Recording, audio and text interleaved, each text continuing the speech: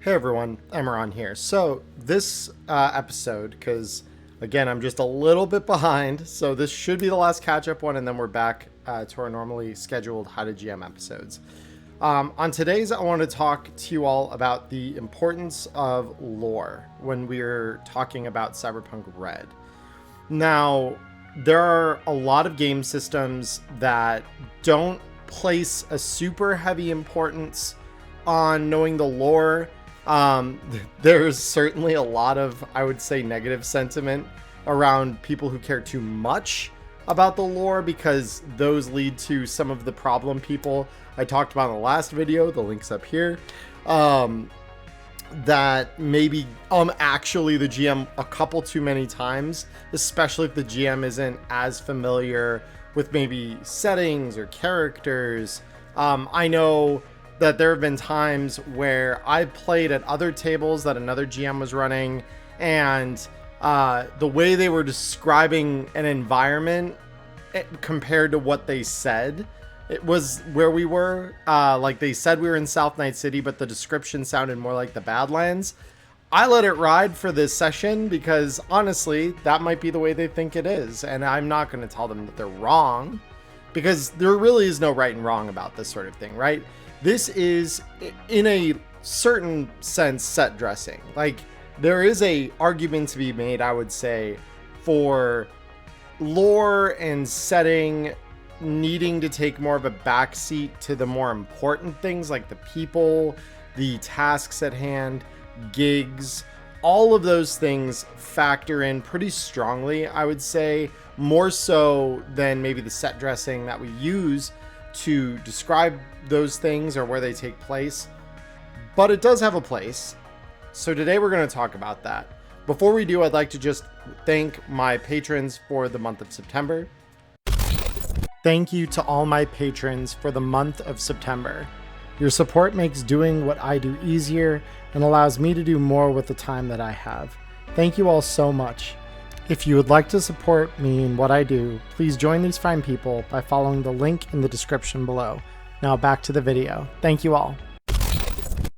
With that out of the way, let's talk a little more in detail. So when we talk about lore in Cyberpunk RED, the good news is you don't need a lot extra to be fairly well informed about the world and its lore. That said, you can gain things from going back and reading some of the Cyberpunk 2020 books. A few of the ones that I know I've really liked digging into, because they do illustrate some of the things that the core rules in RED don't talk quite as much about, are going to be things like Neo-Tribes, which is a book talking about the various nomad nations. For those of you who've played 77, you may think that the Aldecaldos are really the only nation worth talking about, and maybe Raph and Shiv. The fact is that those are just two of many, right? They're two of seven, really. And so the Raph and Shiv are mentioned in Neo-Tribes. The Aldecaldos are mentioned in Neo-Tribes. But beyond those, we have a couple of others. The one that I personally really like talking about are the Thelis nomads, which are sea nomads. They're the ones who actually go out into the ocean. And in the time of the Red, they're the ones who are, by and large, pulling in old cargo vessels from the war, or from pre-war even, that were driven by AI. So they're the ones pulling all the goods back from those ships. So they do have a very important role even within Night City. So that is something that, like, you kind of get a hint that that might be a thing, given that, you know, we do have options when you make a nomad for picking sea vehicles. So by extension, it hints that, you know, there are nomads that is their primary mode of transportation, but, you know, they're not really talked about in detail. So you need Neo-Tribes to maybe fill in some of those gaps. Obviously, there's probably room for Artel Saurian Games to expand upon that in the future. We're making this video in September of 2023.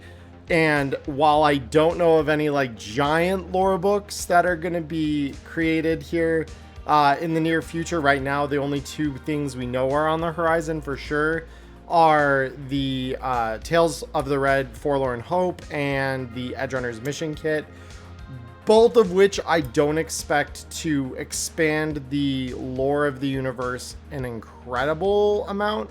The Forlorn Hope one is probably going to serve a similar function to its Forlorn Hope counterpart in the 2020 books, which did have stories around some of the solos that were mainly doing business out of the bar. But overall, it focused more on gigs. It was more about missions. It was more about what trouble can you get up to with the strong solos that make the Forlorn Hope their home. And so beyond that, so obviously, you know, that can be pretty important because functionally we get things, right? We get things in the game, and we sometimes, especially as the GM, when we're thinking about ways to set up an adventure or set up a conflict, it helps knowing the geopolitics of what you're trying to talk about. So when we talk about supply routes and supply chain, the people holding that together are nomads, right? So Neotribes gives us a pretty strong example and understanding of what those groups are in the time of the Red and where they operate, what they're doing, all of that. So beyond just talking about one book, as a general concept, this is meant to, I guess, more be of an example of how lore is important, right? Especially if we're setting our game within Night City. Night City is probably the quintessential setting, especially given that for the time of the Red, it appears as the default in more or less every supplement that we've gotten.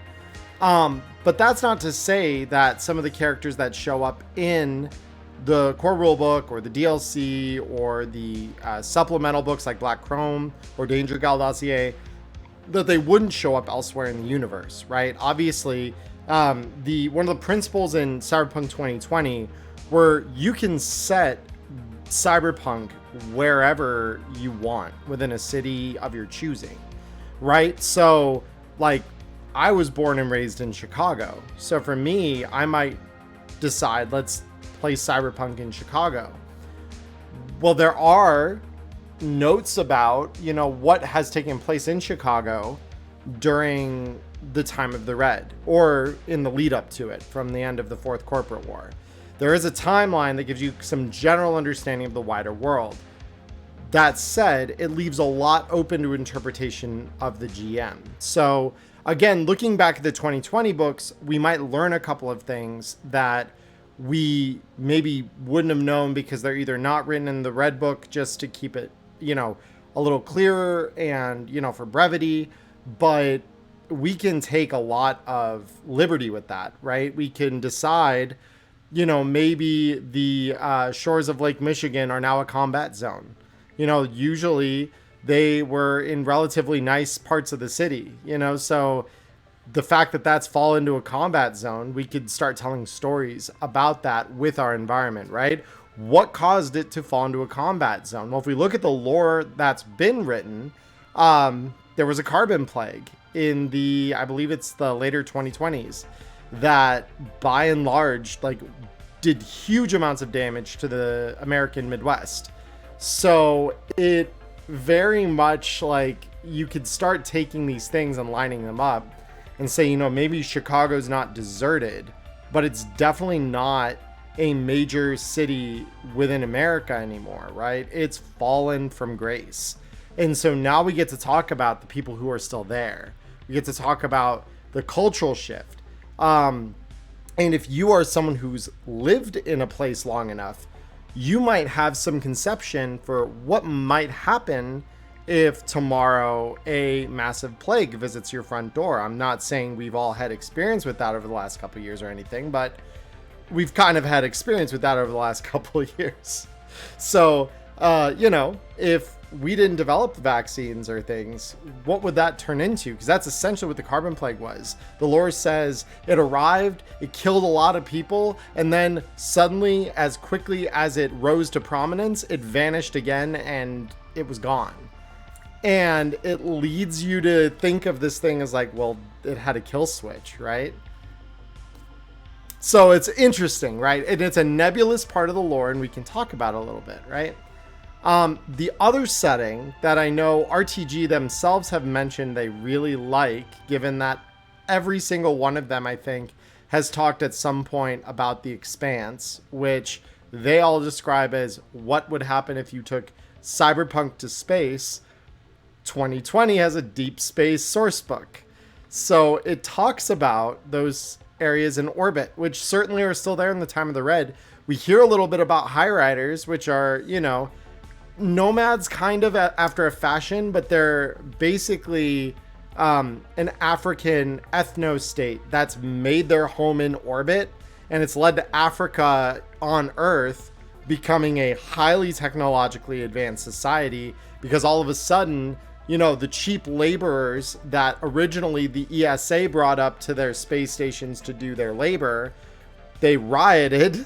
They took things over. You could read about this in 2077. There's things talking about O'Neill Station. And I think it's the fall of O'Neill Station is a data shard. You'll find it in a couple different spots within the game. And it talks about this African revolts above ESA stations that literally just shifted in 24 hours control over from the ESA to them. And the ESA didn't have the infrastructure to fight back because they were quick, they were thorough, they were technically minded, and they knew the weak points of these stations because they built them. So now all of a sudden you have this group in orbit and they control that space, right? And they, as a result of being in orbit, also control a fair amount of the earthbound geopolitics because they could just chuck rocks down from orbit. And that's scary as hell when you have the force of a nuclear bomb landing, but it ain't nuclear. It's just a giant boulder that's floating in orbit. And they've decided, yeah, we want to delete Toledo today. Goodbye. And they just throw it down to Earth.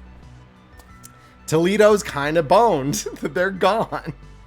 So that's what I'm saying. You can look at that book and see a little of that culture, right? And there's not just the High Riders up there. You also have the Crystal Palace, which is like a giant resort space station. In 77, we learn Arasaka has all kinds of smaller space stations up there, mainly concerned with Mikoshi, but I would assume that they'd be up there even by the time the 2020s have ended, right? The Fourth Corporate War has ended. You've still got your Mikoshi satellites. Governments all over the world are going to have their spy sats. Like, that's well established even in our geopolitics that that's a thing, right? And there are Martian colonies in the time of 2020. So by the time of the Red, those still exist, right? The collapse of infrastructure on the ground, it would have been hell for them. It's debatable about whether they could have survived or not. But again, deep space will give you the foundation to build that. So let's talk about how do we use lore in a really meaningful way when we are building a gig. So essentially, when you're wanting to build a gig, the first thing that I always say to look for, and I said as much in my original How to Write a Gig videos, which are episodes 1 and 2 of this series. You can find the first one up here and just watch the second one afterward, where we do that in real time. But one of the first things I like to look at is what part of our city, whether it's Night City or a different one, are we setting the gig in, right? What are we dealing with? Because the area we're in sets the geopolitics, it sets the attitudes of the people there. If it's in a really safe part of the city, like in Night City, which I'll use as my main example here because it's by far the most detailed one. And it's the least nebulous because everyone else is going to have to handwrite the other ones, at least as of right now. So in Night City, when we deal with something in, for example, Little Europe, which is a very safe part of the city, we are probably going to see a lot of more police presence. They're more willing to go in and do stuff when bad shit starts happening. We're going to look at corporate influence being very readily available there. So all these things kind of start to stack up, right? And it tells a very different story when we're dealing with Little Europe. as opposed to when we are dealing with, say, South Night City, which is a full-blown combat zone, right? And so South Night City is going to be more anarchistic. The police generally, other than to enforce the couple of borders with the Glen there, they are not going to get into the South Night City combat zone. They're not going to dive deep. They are going to stay along the edges unless there's something really, really important in South Night City that they need to go deal with. So already that gives us context, right? How likely are the police to arrive if something goes wrong? How likely are we dealing with well-armed people? Because again, if you're in a combat zone, the odds of your armaments being high quality drops, because where are you getting them? Like, you might be able to jack a convoy. You know, maybe there's like one or two well-armed groups within a whole gang that operates in the area that they've been able to afford very nice weapons, good armor, stuff that won't fall apart after it misses a shot. That kind of thing is a feature of, you know, South Night City, that those things are more present. The good stuff is reserved for the corpse. So that's where if you go even out to maybe the industrial areas along the cities, such as what Santo Domingo is right now, or what Westbrook is right now, those are the overpacked suburbs. They're industrial zones. They are more developed and less violent. There you might start seeing like an increase in your gear availability in terms of, you know, someone carrying something nicer. You know, you're going to see people carrying stuff maybe worth a couple hundred eddies as opposed to a couple tens of eddies. And then when you get up into the really nice parts of the city, either, you know, the Glen itself or the Uni District or Little Europe, Upper Marina, Watson, all of these are very well defended. Oh, and Pacifica. I nearly forgot Pacifica. So Pacifica in this time is a corporate zone. It is being built with the help of corporate money. So this is where the lore really gets important, right? Because if all our frame of references is the video game in 2077, we're thinking of Pacifica as this war-torn battleground that is essentially, it's a combat zone now, right? But in the Red, it's actually really nice. It's like a Disneyland being built.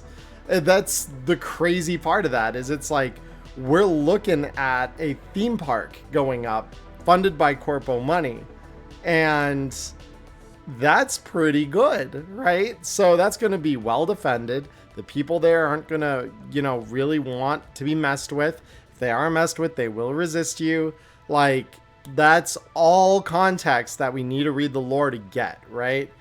And if we want to set our stories somewhere like the Pacifica of 77, we would be looking into either South Night City, the Old Combat Zone, Old Japantown, or Little China.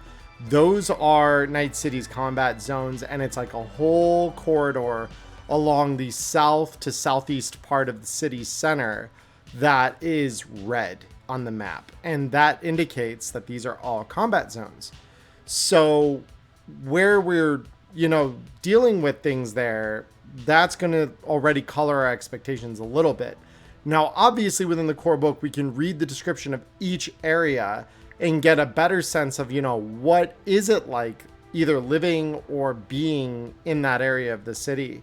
And not all combat zones are the same. Some are, like I said, just more anarchistic and controlled by a group that isn't NCPD or a corporation. A good example of this is Old Japantown. Very much has Tiger Claws patrolling the streets like a pseudo police force. So this does give us some of the features of a safer part of the city, provided we haven't pissed off the Tiger Claws, because they don't care. They'll kill you, right? But only if they have a reason to. They're not going to wantonly murder everyone that walks into their territory. If you respect their autonomy, you haven't pissed the gang off, or maybe you're even in with their fixers, they're going to be cool with you. They're going to let you go around, take work, probably operate. As long as you're not shooting at them, they don't care, right? Maybe you're even making life better for them doing what you do. So they're going to tell you to just go ahead and it's all good, right? They're going to let you pass on through and no one's going to be bothering you even a little bit. So that's all lore. Lore gives us that. And lore also kind of helps us fill in the dots when we don't know where certain things should be, or if we're like, man, I've got a gig, but I don't know where this would fit appropriately within Night City. Well, now we look at the lore, because it wouldn't make a whole lot of sense for you to pick up a corpo in a building they own if that building is in the old combat zone.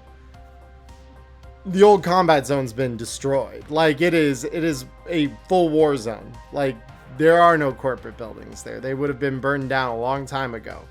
But it does make sense for you to do that if the corpo is not maybe in a building there that they own, but they're looking to get extracted. Maybe they had some secret thing they were doing. There was like a bunker there pre-war that had something they needed.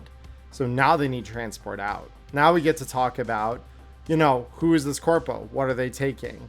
And your crew may not know this right away, but all of a sudden this gets very interesting because now this corpo is carrying something and your crew may want to know what that is in order to prevent becoming flatlines yourselves. Like this guy is very quickly looking like he might become.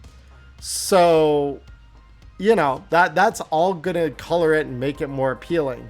Another great use for lore that my GM actually just did to us yesterday, which was fantastic, was to start tying lines off from where Red is in the 2045s to where Night City gets to in the 77 era.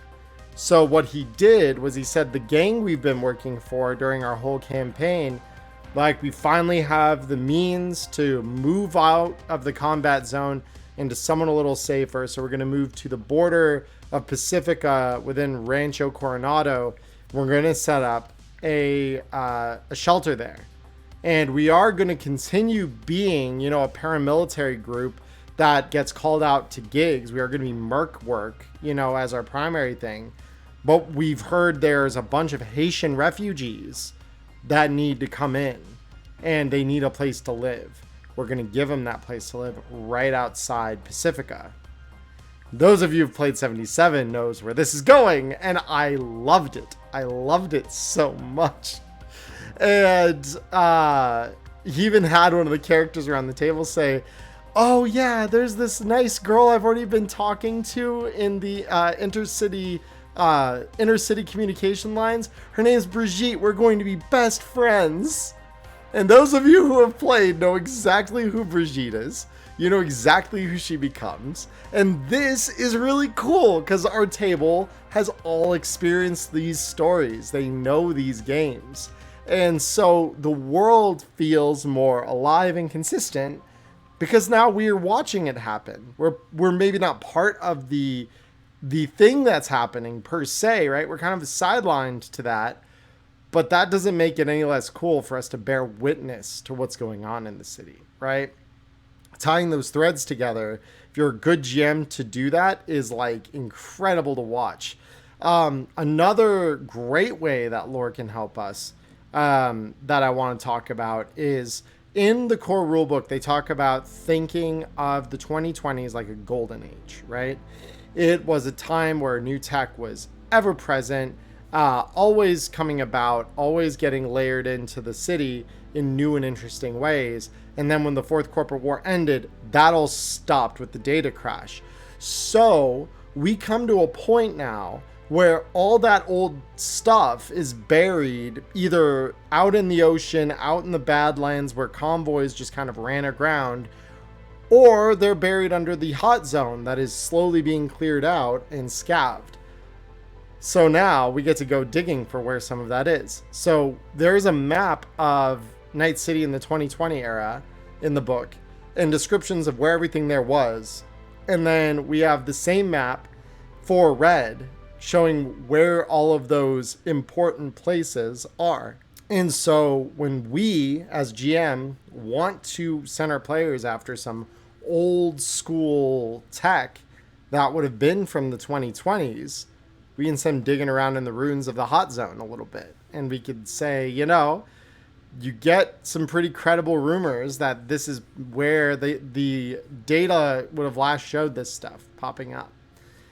And so your players now are on a little bit of a scavenger hunt. They get to go into that part of the city and they get to see exactly how shit that place is. And hopefully get something worth their effort to come back out with them. But now we have that lore to, again, contextualize what we're doing. We could do this all kinds of ways, too. So that, I think, kind of gives my opinion on lore. I think it is necessary. I think it is useful. I think it is a powerful coloring tool, especially when we talk about giving the reason for why something is happening now versus where it was previously, tying forward to the future, because that's always really cool to see, like, that's, one explanation maybe for the seeds of what would later come. And they serve as good waymarkers for us to build gigs off of. When we look at things like the 77 data shards, now we have like a bunch of extra lore that we can just say, well, I now know that story. How would that have affected my group in 45? Because some of those things happen not long after. So you might imagine you'll see the beginnings, the rumblings of them, if you will, in 45. So it's an interesting little topic and an interesting thing that I think GMs need to think about when you're building something, especially in an area as well explored and well documented as Night City is. But that's going to do it for us this episode. Again, my name is Emmerron. Please like and subscribe if you feel that I've earned it. And as always, I hope you have a wonderful morning, evening, or afternoon wherever you are in the world. Stay healthy, stay safe, and until we talk again, peace.